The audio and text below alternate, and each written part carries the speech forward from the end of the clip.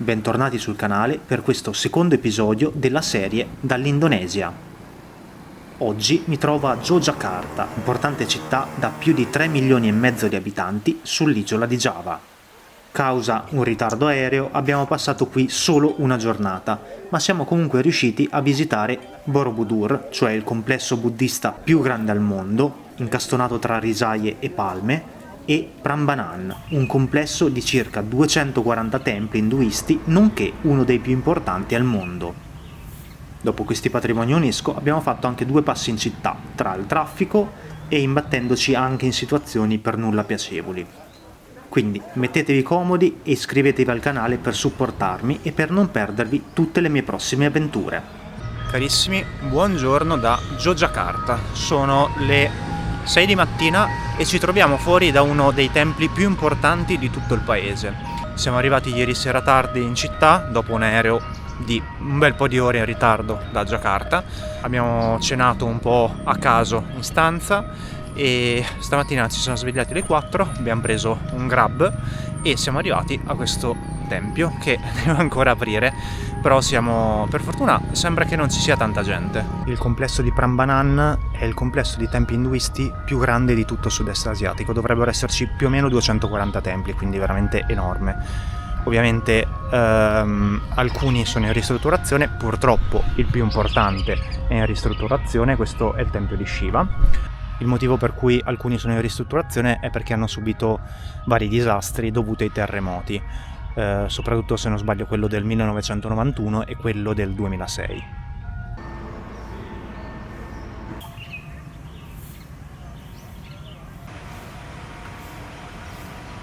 I templi risalgono all'VIII-X secolo. Il primo dovrebbe essere stato costruito nell'856, il problema è che nel 1006 c'è stato un terremoto terribile che li ha distrutti quasi tutti.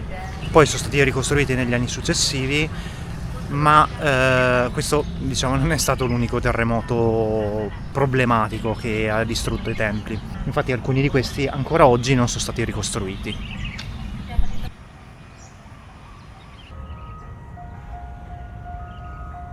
Questo complesso è patrimonio UNESCO dal 1991 e si tratta di uno dei molti complessi di templi che si trovano in questa zona. Qui intorno, nel raggio di un paio di chilometri, ce ne sono molti altri. Purtroppo, causa mancanza di tempo, non siamo andati a vederli. Tempio Bubra.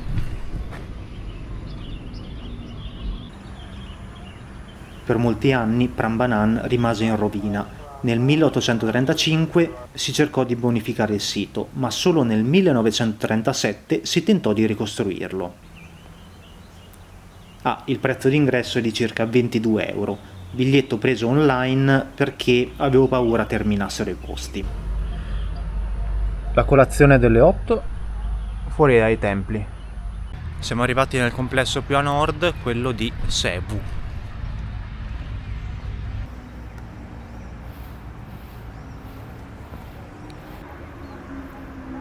Quello di Cebu è il secondo complesso buddista più grande nella regione di Giava centrale.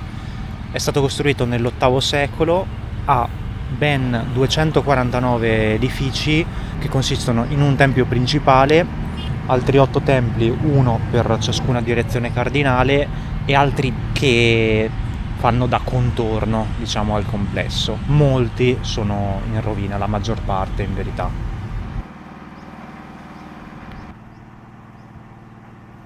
Sono circa le 9:30, è iniziato ad arrivare un po' di gente, quindi se venite vi consiglio di arrivare il prima possibile, possibilmente per l'alba.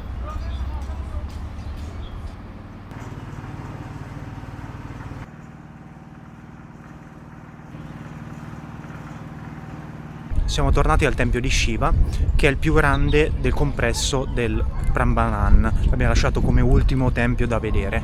La guglia principale arriva a 47 metri e dovrebbero esserci delle decorazioni molto interessanti alla base. Qui ci sono i leoni dentro queste nicchie e a fianco ci sono questi alberi del cielo con gli esseri celesti che sono stilizzati a metà tra umani e uccelli.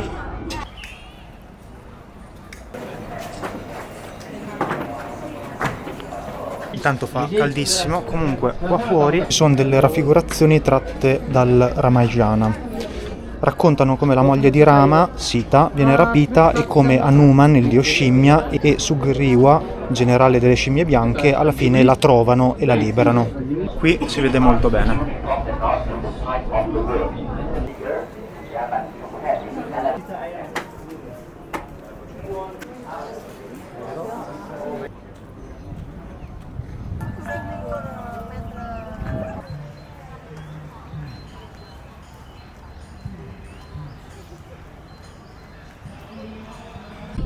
Abbiamo finito la visita, ci abbiamo messo più o meno 4 ore e mezza, quindi appunto se venite qua vi consiglio di venire presto, soprattutto se volete vedere i 2 templi in un giorno solo, come faremo noi. Adesso noi prendiamo un Grab, andiamo in centro, facciamo 3-4 ore là e poi appunto visitiamo l'altro tempio molto importante. La prima tappa in centro è il Taman Sari, dal costo di 25.000 rupie, quindi circa 1,30 €. È un complesso di 57 edifici risalente al 1758. Un tempo venivano usati come luogo di riposo e svago per la nobiltà, come fortezza difensiva e come deposito di polvere da sparo per il palazzo reale. Si dice che il sultano abbia fatto giustiziare l'architetto portoghese di questi edifici per mantenere il segreto delle sue stanze segrete. Questo è il caffè tipico di qua. Dietro il palazzo c'è anche un quartiere dove si può provare il caffè, che da alcuni viene considerato il più particolare al mondo. Ovviamente non l'ho comprato. Comunque agli animali vengono fatti mangiare i chicchi di caffè che vengono solo in parte digeriti e dopo che sono stati defecati si prepara il caffè. Se volete provarlo cercate un posto che tratti gli animali come si deve, mi raccomando. Il posto era anche una specie di fortezza e questo dovrebbe essere uno dei passaggi, diciamo tra virgolette, segreti.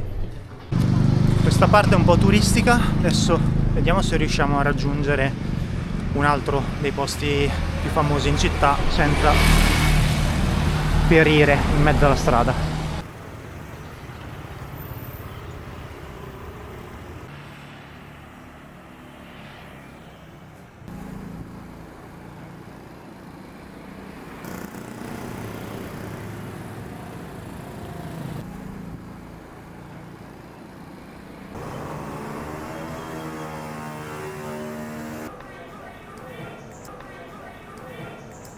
Siamo passati dal Kraton, il palazzo reale che combina stile tradizionale e coloniale.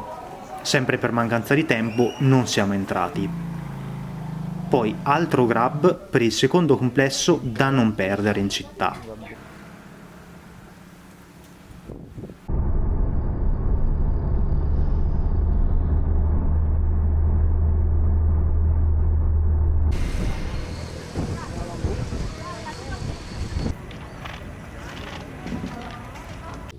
Siamo arrivati al complesso Borobudur, che è il complesso buddista più grande al mondo. La visita è da fare guidata e guardate che paesaggi circondano questo complesso. L'entrata costa circa 25 €, anche qui biglietto preso online. Il complesso venne costruito tra il 750 e l'850 e dal 1991 è patrimonio UNESCO.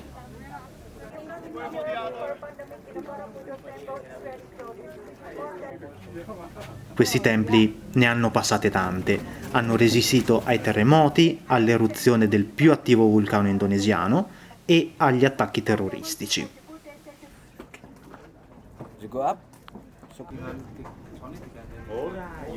Con il declino del buddismo e il passaggio del potere a Java Est, il complesso fu abbandonato subito dopo il completamento. Solo nel 1851 il sito venne ripulito e dal XX secolo iniziarono i lavori di restauro, prima da parte degli olandesi e poi con un progetto sponsorizzato dall'UNESCO. Il monumento è composto da 6 terrazze quadrate sormontate da 3 circolari e da tradizione man mano che si sale si è sempre più vicini al Nirvana.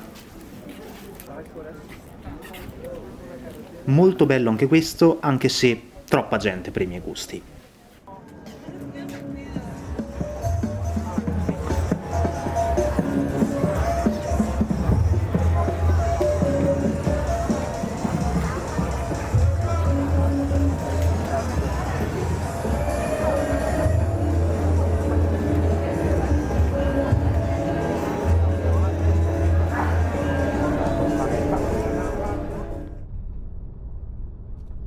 Siamo tornati in città e c'è un traffico impressionante. Per fare i 40 km ci abbiamo messo più di un'ora e mezza. Adesso facciamo gli ultimi passi per la città e mangiamo qualcosina, però poi torneremo in hotel presto perché domani abbiamo un'altra sveglia alle 4. Mi dispiace un sacco non aver passato più tempo in città, sembra molto autentica e ci avrei passato volentieri almeno un altro giorno. Però guardate cosa ho trovato in questo mercato locale. Chi usa TikTok sa.